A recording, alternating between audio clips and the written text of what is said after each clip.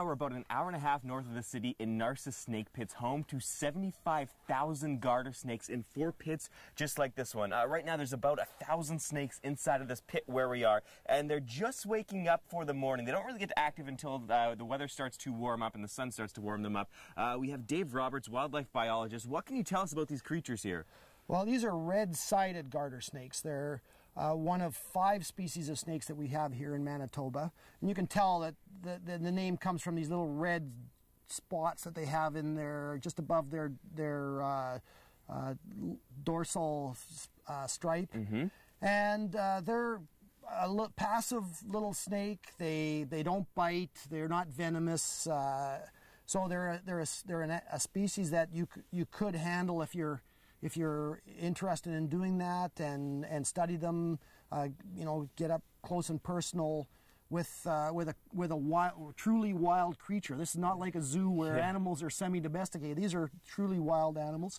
And you can see we're standing here in a pit with literally thousands of snakes around us, and they're so intent on breeding at this point in their life cycle that they're pretty oblivious to us. They don't, you know, they move away when we first came down into the den, but now they're back to the males are trying to find females, and they've just emerged from 7 months underground, and the priority right now is to breed, to try and perpetuate the species. So males are seeking out females that are emerging in dribs and drabs, and they start this this mating process called a mating ball. Yeah. Where upwards of 25 or 50 males pursue a female, and eventually she submits to breeding, and through a part of the process, the male injects what's called a copulatory plug, which has a pheromone in it that makes the female unattractive. Initially, when she comes out of the ground, she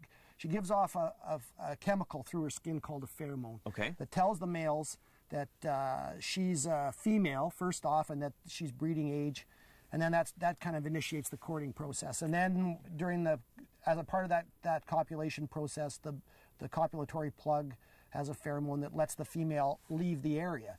And one of the strange phenomenon that researchers have found is that the females actually breed more than once in probably 99% of the case. So, oh, really? So they're little babies that they give birth to in August, late July, early August, are actually sired by more than one male. And the thinking is that down in the den, they don't really have the opportunity to pick who that lucky male is that's in the right place at the right time, because they're being mobbed by so many males. But when they get out of the den, the female has more chance to choose that guy that she wants to mate with. Just amazing stuff happening as we're inside of breeding season, which only lasts a couple of weeks. So come down this weekend for the long weekend, visit Narcisse, see the snakes and see these pits in action. If you want more information, just go to our website at breakfasttelevision.ca. Taking a quick break here from Narcisse, but plenty more to come today on BT.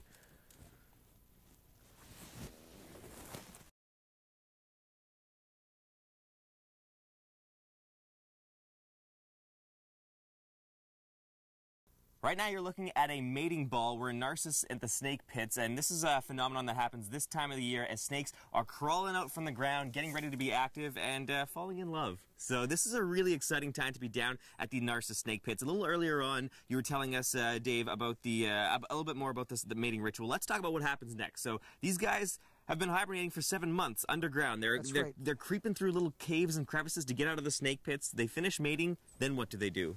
Well, from here they disperse out to the sloughs and marshes that are very common in the Interlake area surrounding these limestone outcrop locations, and that's the other half of their natural history. That's a very important aspect, and the reason why the snakes are able to succeed in this environment and survive in such large numbers is that those areas where they feed on species such as northern leopard frogs and other types of frogs and toads are quite common, and when those wetland areas are in good condition, the forage species that they rely on are quite plentiful, and then you see the population increase. So just like any population, it goes up and down depending on the condition of its of its environment, but the fact that we just have so much of that type of habitat here means that it can support large numbers of animals